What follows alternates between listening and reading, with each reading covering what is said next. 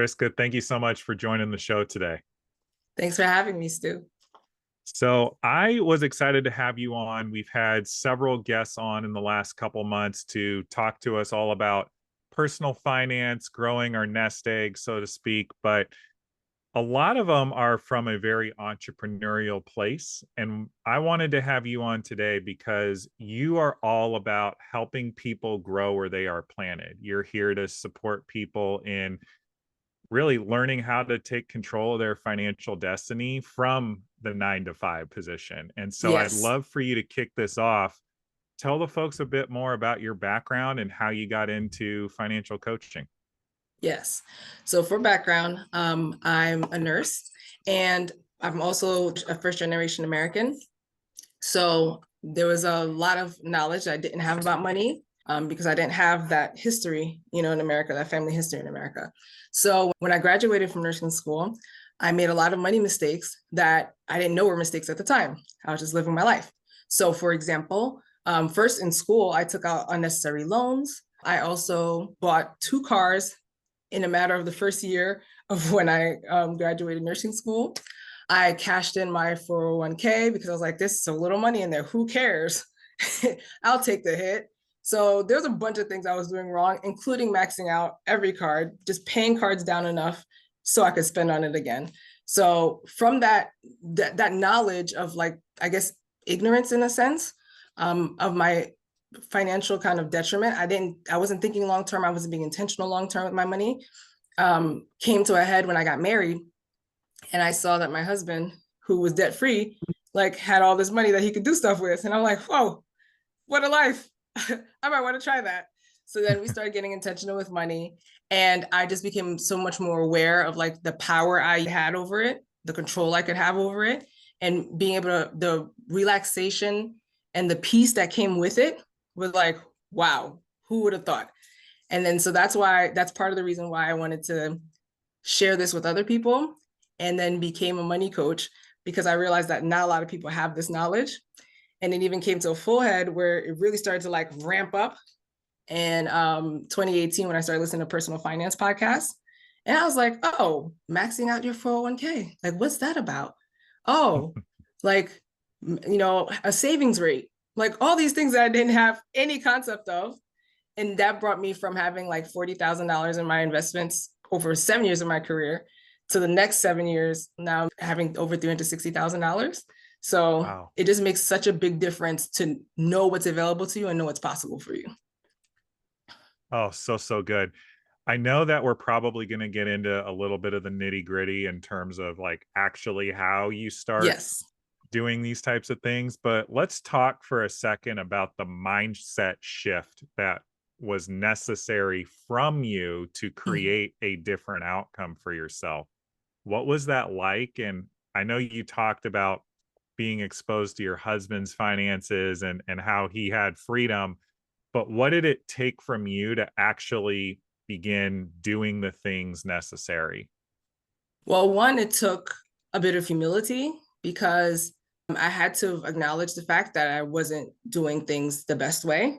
So then it took me partnering with him to, like, see how we can work this together. So I came into the relationship with debt, which he knew about. So we worked together to pay down that debt, which required restraint, right? You have to change what you were doing before in order to get different results. But having a partner in it made it so much easier. And then also just knowing that there is something better out there and that it was possible for me was also something I think that I just didn't even have a concept of prior. So it's not like I didn't know. Like, I have a cousin who saves a lot of money. Like, it's not like I didn't know you're supposed to save money, but to actually apply it to me, that's the kind of things that had to happen in the background. So is it about having a vision for your money, having a vision for a better life, or Yes. how did that work for yourself? Yes. And initially the picture was cloudy. It wasn't, I just wanted to have money in the bank and not feel so stressed about, like, what if something went wrong. So the vision was very short-sighted at the time. But it still was a better picture, at least before I had zero vision. I was just living my life kind of day by day. And then now it's like, okay, I at least want to see what my like to be less stressed for the next few months, the next few years. And now in the current state that I'm in, I'm envisioning 10 years from now, 20 years from now, what do I want my life to look like? And so without that, it's really challenging to look past where you are today and make the difference today if you have no vision for that future. Sure. And so if somebody's listening to this and they have goals, have dreams, have aspirations, maybe they feel like they can't breathe because of the amount of bills or debt that they're in, where do you start with those folks? So first off, it's relating to them, letting them know that a lot of people feel this way. Society, especially things like social media, has made us feel like we're entitled to all these other things. And that if we don't have those things, then we have nothing, and it stresses us out even more. So the first thing I do is acknowledge, like, listen, I understand that this is stressful, but I know there's a way out. Mhm. And so the first thing we do is explore that gap between their income and their expenses, like their actual necessary expenses. And most times people find out that they have more money than they actually think they have. They feel like they have to live paycheck to paycheck, but they really don't. It's just the lifestyle creep of just doing things, willy-nilly with no intention makes you feel like you have nothing. Mhm. Is it about pinching pennies and couponing on an extreme level, or is it just about being intentional with where we're spending money? It's for me anyway, it was being more intentional about spending money. It's not like I didn't do coupons at all. I mean, I think Sure. everybody in their money journey, they kind of find what works for them. And for some people that works for them. And but then I realized half the time I wasn't using them. So I'm like, I'm wasting a lot of time cutting these coupons just to feel like I'm doing something, but I'm not really doing it.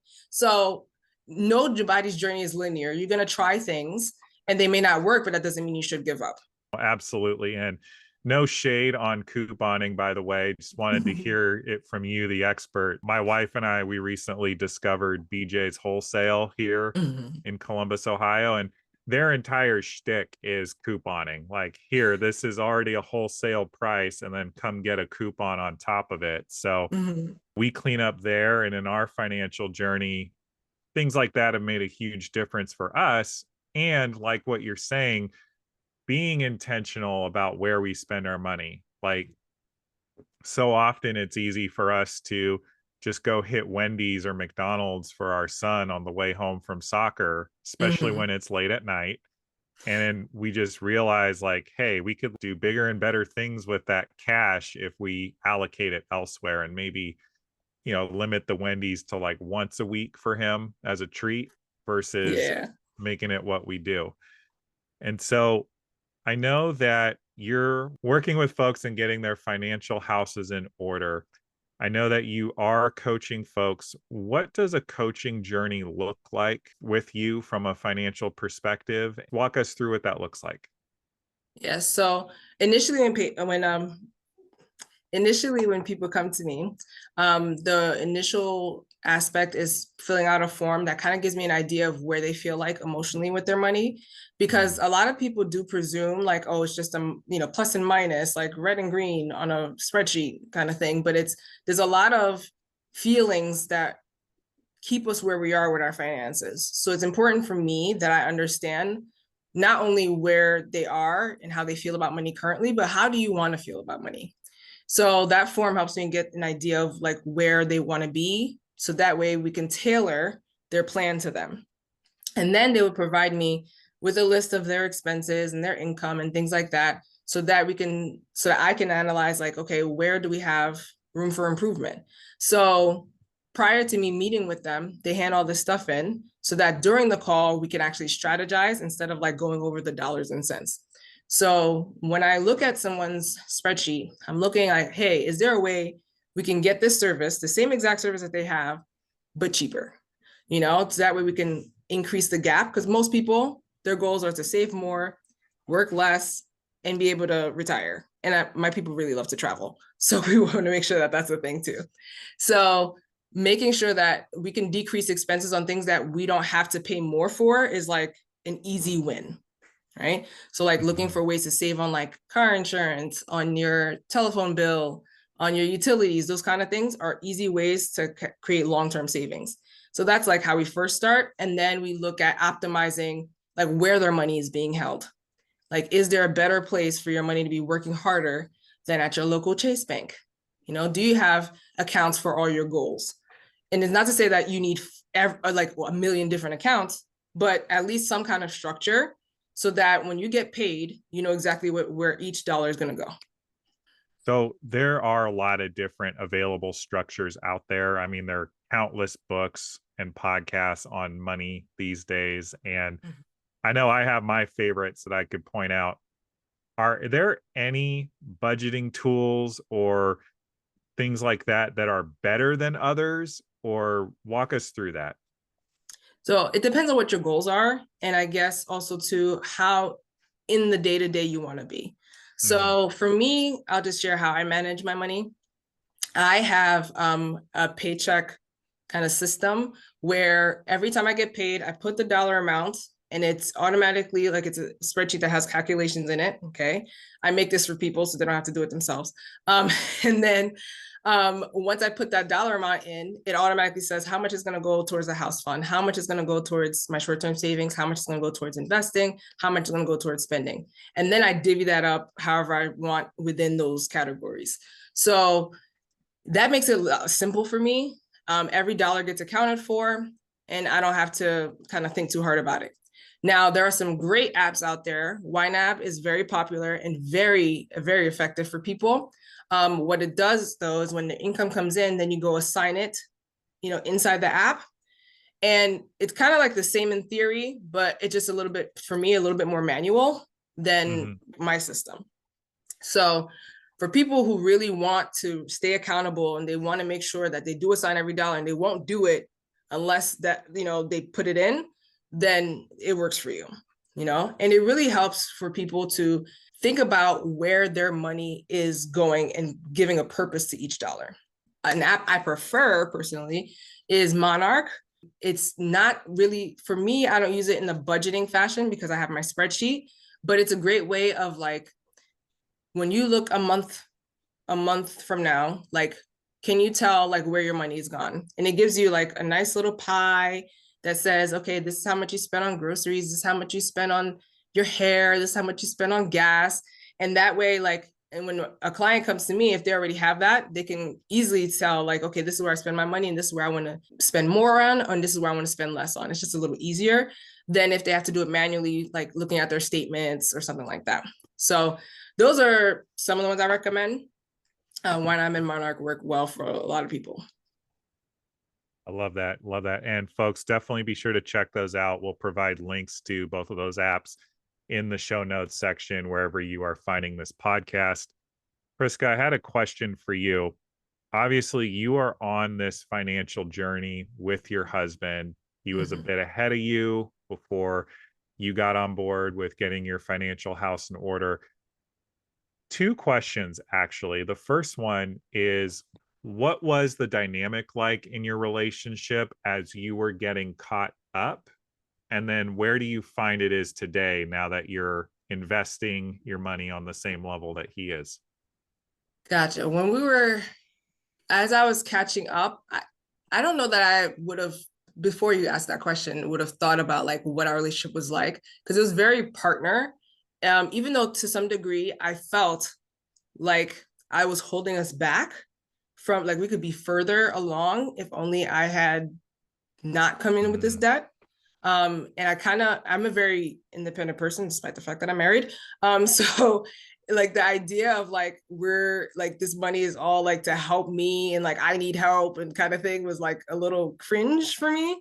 But I had to like I said, humility had to come into play where I am in a partnership with someone and I'm willing to do that for him if he were to need it. So why should I not be willing to get the help? And it just made the journey that much faster. Now, today, things are different in the sense that, well, for example, my husband last year was out of work for like a year or so because the union that he was working in, the work got slow.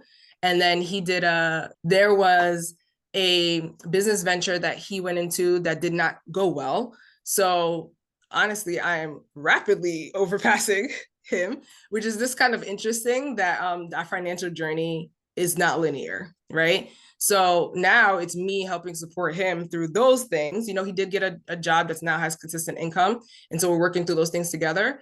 But it's just interesting how it came full circle, because if he had not created that initial impetus for me to change, then I don't know where we'd be today, you know, Yeah. had these same events occurred. Now I'm in a position to support him the way he supported me. Yeah. Can you speak into the amount of humility that's been required of both of you in different seasons in order to make this work? Because I feel like this is really important, because we talk about in our society about like go go go, do, like achieve, and Mm-hmm. it's often from a very like rugged individualistic place. We talk about Yes. marriage, we talk about it being this beautiful thing, but so often I feel like people get into marriage and then it's still me and him, or me and her, or Yeah. whatever the relationship is, and people don't actually come together financially. So I'd love to Mm-hmm. hear about what that was like, bringing the humility when maybe you were picking him up and in the beginning he was picking you up financially. Yeah.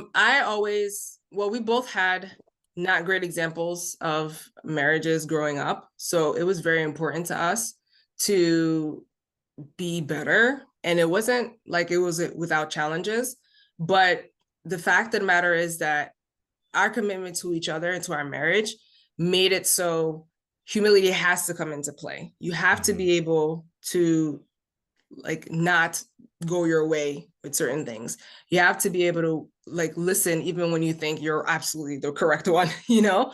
So and in that, like sometimes, much like the example I gave before, sometimes I'm gonna be right, sometimes he's gonna be right, sometimes we're gonna have a compromise, but we have to be willing to have that conversation. Like no one is above the other in terms of like intelligence or Mm-mm. skill. Like we all have our I don't even know how to call it, like the value that we bring to our relationship.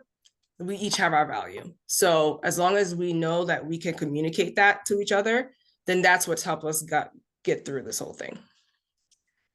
Yeah, and I love you say that, because it really is a commitment to being a team, to being a Mm-hmm. partnership. And you know what, like you're not going to necessarily like your partner every single day, but you're in it together, committed to win. And I can speak into that directly. My wife and I have been married for coming up on 2 years, and it takes a lot of humility when I'm being told that I'm doing something wrong or something about me isn't working that I'm bringing to the relationship. And I just notice how often it's easy to go into like yeah, well, you did blah, blah, blah. But by choosing to just sit with what she's saying, with the Mm-hmm. feedback, it's allowed me to actually allow my feelings to calm down, hit the pause button.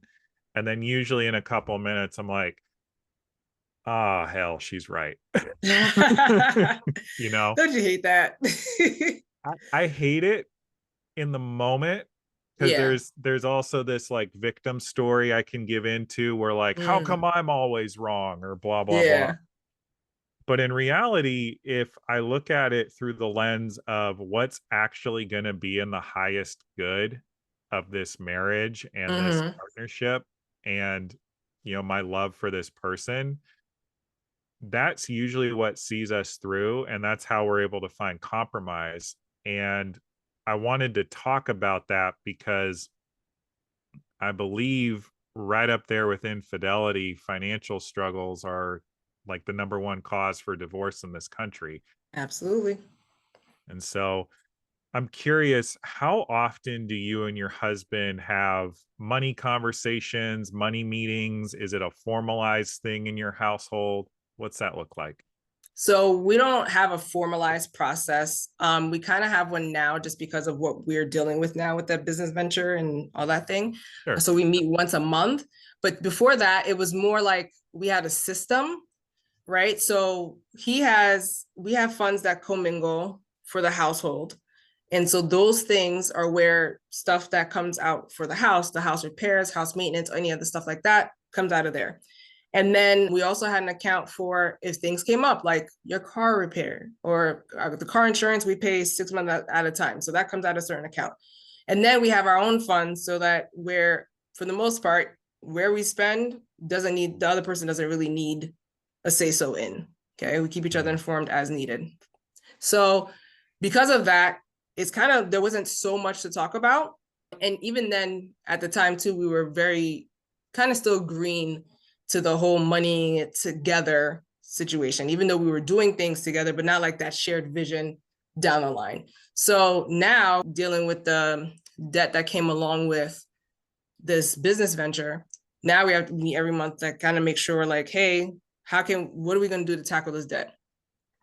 What is a great, instead of just paying the minimums, how can we maximize our efforts to start knocking these debts one at a time? And when he was doing it on his own prior, because, of his own feelings about the thing, right? It wasn't as progressive as it is now that we're working together on it.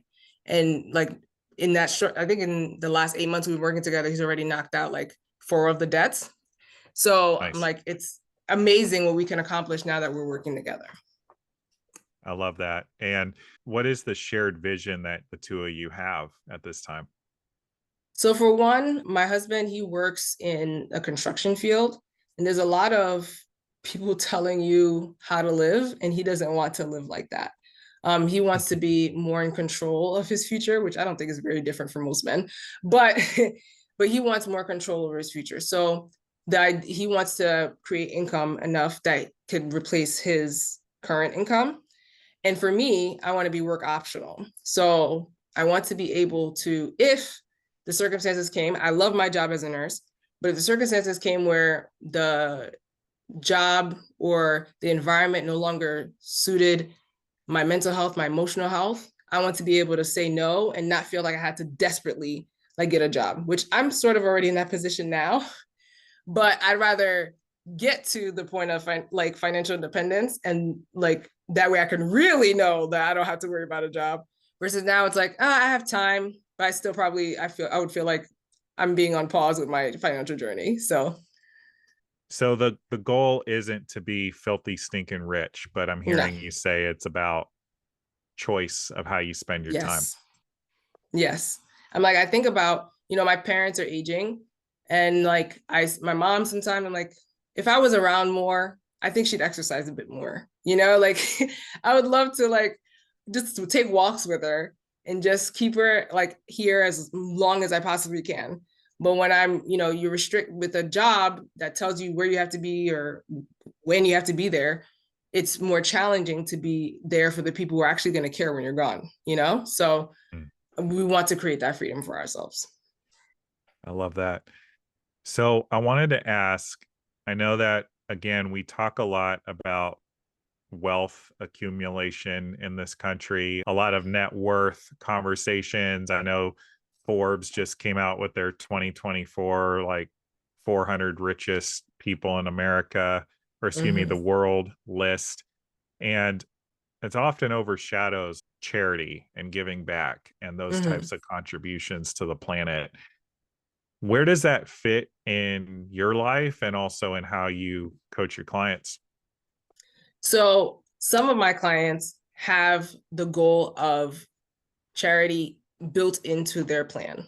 So I know for one, they were tight on their funds, but one of their items was tithing. And I'm like, okay, well, how do you feel about lowering that amount during your journey? And they're like, that's the no-no for them. Like, fine, okay, we build around it. Another client of mine, she wants to be able to work less so she could volunteer more. So it's like, these are the kind of goals that money coaching helps to support, because outside of that, people don't really know what to do and how to accomplish what they're trying to do. There's a lot of advice out there on like how to do this, but the actions to get there are just not that, it's not that simple and not cut and dry as the black and white on the paper. Like there's so many things in that cloud our vision on the way that we kind of need to clear out in order to accomplish what we're trying to accomplish. So, giving back is part of why a lot of people want freedom, and the current way they're living is not allowing them to do it to their fullest capacity. Yeah, no, absolutely. And folks, for you listening to this, I also encourage you to find ways that you can maybe give in various modalities that are not financial. Like you can give your time, you can donate used goods, like whatever the thing may be. There are plenty of worthy causes and lots of people out there that could use your support. And it doesn't have to always be financial. Although if we are able to bless others financially, then that's wonderful too. Yes. Prisca, I know that we could probably talk budgeting and allocating our money till the cows come home. Where does fun and fulfillment and joy fit into all of this? Well, it has to be part of the budget because the fact of the matter is, I mean, there's some people, and I'm not negating the method, right? Some people, they work best by sticking their head in the sand and just getting to the goal. So they will cut out all the fun of their life in order to be debt free. And that's what matters to them. If that works for you, fine. But for most people, even the word budget itself makes them feel so restricted that they're like, I don't want any part of it. And so mainly my goal in a budget is to help you feel as if the budget's telling you what you can do versus what you can't do. So that's how I approach it. And so if you, like, one of the budgets I created for a client, like, she was so sure I was going to take out the juice bar out of her budget. I'm like, well, how important is this to you? Is this, like, this is the one thing I feel like I want to do for myself. Then fine. It's a line item, babe. Like, it's just that simple. So, but it does mean that, hey, if there is no money left, where do you care less about something else that you could take it away? And it's all about prioritizing. So, if enjoyment, especially if kids, like, you can't take out the fun in their lives because it's just gonna make everybody miserable. But you can manage it. Like, maybe they don't need that party with the pony, right? Because maybe some other kids have it, versus like having some time with their family at a local park or something like that. Like, we can manage within our means to make sure that we still do the things that we enjoy and spend time with the people we enjoy without breaking the bank. Yeah. Yeah, 100%. I mean, even on our journey, we make sure soccer has a line item in our budget, not only for Tucker to play, but we've become really big fans of the Columbus Crew. We like to take him to a game every now and then. And nice. We're not buying crazy amazing seats. There's not a bad seat in lower.com field, but we're sitting high up. We're making it work within our budget for our goals and where we're at, but we still prioritize his childhood and his fun and his joy. And we get a lot of joy out of pouring into him. Some might even say spoiling him. But we do that in a way that doesn't, knock us out financially. And so I encourage anybody listening to this to lean in and make sure that you are enjoying your life, because as much as we can listen to some very well-known financial and personal finance influencers, I'm sure you guys can imagine who I'm talking about, you don't get the time back. Agreed. Like, you can dig yourself super far into debt, but you don't get the time back on your life. So make sure that you're not throwing it all away just to be debt free. And I just want to add too that some people go too far in the other direction and they're like, well, I could die tomorrow, so why plan for the future? Well, what if you live to your 90? like you can't control that, like, so we can do a little bit of both. Okay. Like, we can manage making most of your funds or directing a lot of your funds. As long as you're doing it with intention, anything is possible. Okay. It just takes time. And that's the thing that a lot of people are not willing to accept, is to have that patience and that humility that, hey, just because that person happened to be born into wealth, well, that means that there's no hope for me. Like, it doesn't have to be that drastic. Like, we can make your vision yours and we can create your own journey. it is about striking that balance, y'all, and making sure that you are living in the now, but also making sure that living in the now when you're 90 isn't devoid of options for sure. Yes. Prisca, I want to make sure folks have the opportunity to connect with you, learn more about you and the coaching you do. What are you up to in the coming months, and how can they connect with you off of this podcast? So in the coming months, I have a bundle. Not everybody knows what a bundle is, but it's basically a place where a bunch of collaborators come together and provide resources from their business that usually you would have to pay for, but you get it for a limited time for free. And so some of the past things that have been contributed are like the lazy way to travel with points, how to meal plan successfully, how to get the best, like knowing what the best tax write-offs are. So these are all things that will be housed in the bundle. It's in early December, December 2nd to 7th. So the best way to know when that's happening is to be on my email list. And on that note, my gift for people who come my way is a 3-step guide to financial freedom. So in short, I call it the Freedom Guide. And it kind of walks through the first 3 steps along my journey that allowed me to get to where I am today. And the basic thing that I want everybody to understand and to really feel is that it doesn't take a lot to get started. I didn't start overnight. Even when I got married in 2013, I didn't start really being intentional about investing till 2018. Okay. I don't want it to take that long for you. So that's why I'm welcoming you into my world.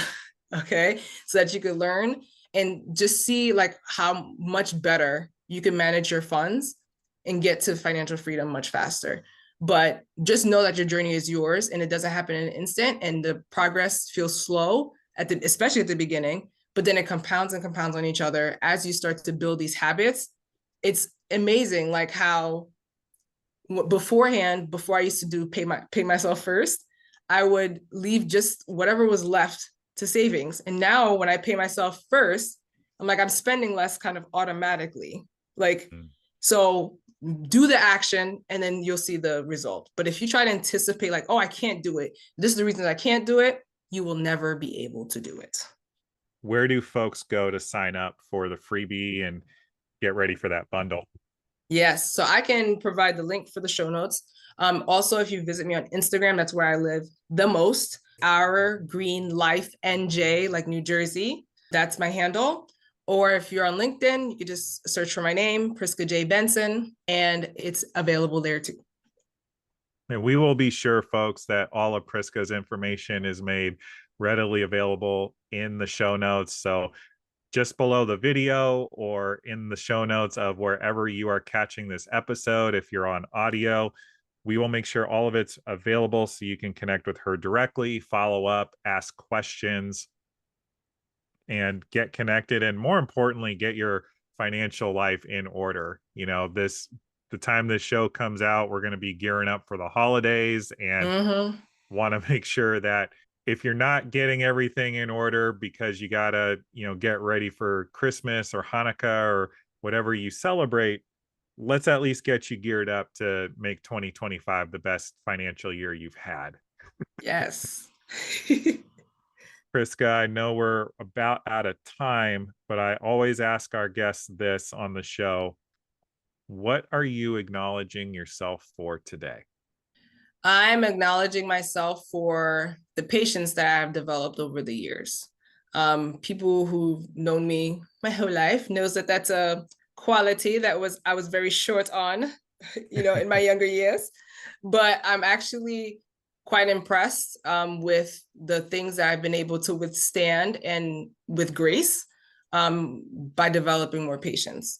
And even so, I don't know how many people or listeners are from New Jersey. One of the examples I was sharing on my TikTok the other day, I was like, I saw this person driving so angrily. And I'm like, my guy, you're going to die if you keep acting like this.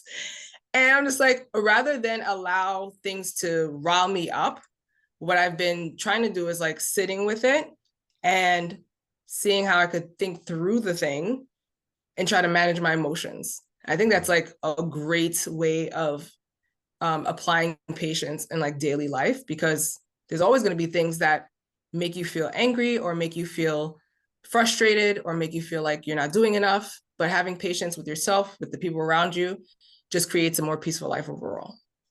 Prisca, I love that. And before we head off today, I just want to acknowledge you for being a boss babe, as my wife would call it, but also displaying a lot of humility, a lot of willingness to serve and be the guiding light, leading by example for folks to support them in creating the financial life of their dreams. And I think more importantly, showing folks that you don't have to be an entrepreneur, you don't have to be on Instagram with a bajillion followers driving a Lamborghini. Like, you can have a regular 9 to 5 job and be financially successful if we stay committed to ourselves, to our visions, and follow through. And so thank you so much for joining us on the show today. You're welcome. Thanks for having me. Absolutely. And folks, this has been another episode of Your Inside Track to Success. We will see you next week with another inspiring guest or message. We will see you then.